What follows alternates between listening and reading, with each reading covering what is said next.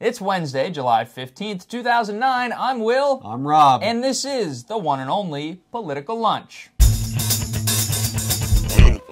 Welcome back to Political Lunch. We start with somewhat surprising news in a week when competing stories say SCOTUS hearings and secret hit squads looked capable of derailing the major policy items on the Hill. Today, a Senate committee passed a bill to revamp the nation's healthcare system. Yeah, now, before anyone gets too worked up about that, don't forget there are 3 more committees left to go before the thing comes up for an actual floor vote. Now, there is a House version that exists with some issues that still need to be resolved. Now, mostly they're the concerns of the blue dog Democrats who generally like to promote themselves as the more fiscally conservative members of the Democratic fold. Indeed. Now, this means it's time for the encouraging ads from both healthcare interest groups and also from the DNC itself, which is firmly on the side of the president's healthcare agenda and isn't shy about encouraging reluctant Democrats to jump on board. Meanwhile, the Republicans have a few talking points of their own, although they aren't particularly original.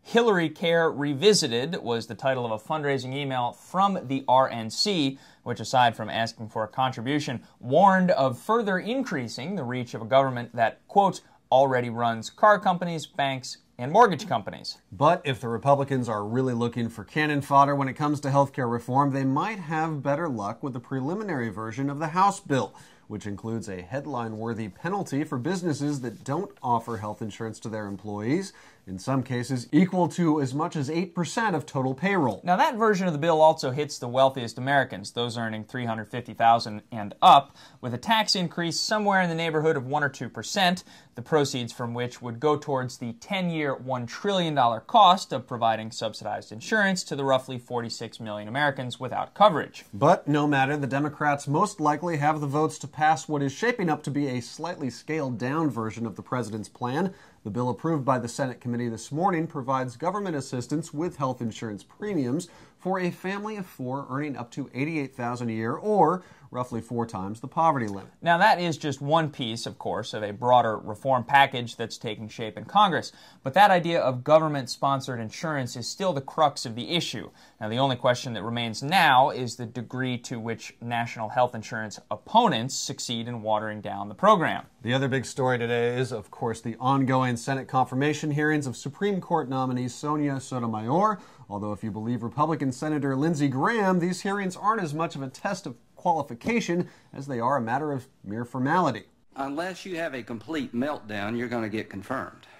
Sotomayor, who was certainly well aware of that very fact, has played it safe during the first 2 days of her examination, offering little red meat to those on the Senate Judiciary panel who'd certainly like to trip her up. But the questioning thus far has been somewhat reserved. The hottest judicial topics, guns, gays, abortion, and religion, have of course all come up, but only in a roundabout way, and she has deflected them capably, generally managing to avoid spelling out concrete positions, which is, after all, what judicial nominees are more or less supposed to do, regardless of what politicians might try to pull out of them. And while the judge's deference to her opponents has been even more refined than, say, the president's reaction to her early critics, there is a larger theme at play, as noted by the Wall Street Journal's Gerald Seib. With each question, Republicans on the committee are quietly building the case that the president and his appointees are much more liberal than they originally let on.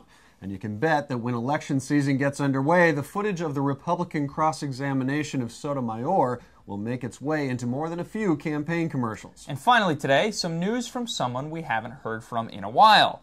Secretary of State Hillary Clinton will make her first public appearance in quite some time today at the Council of Foreign Relations here in New York. Clinton has been largely out of the loop for a month after surgery for a broken elbow, and then there was that mysterious remark she made about a secret Iranian embassy in Nicaragua, which as far as anyone can tell doesn't actually exist.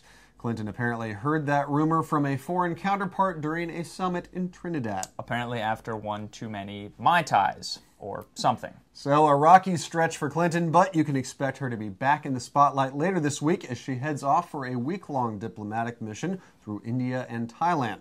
We'll get back on Friday to that to cover the trip, the latest on healthcare, the SCOTUS hearings, and all the other political news you need to know right here at Political Lunch. Thanks for watching. We'll see you Friday.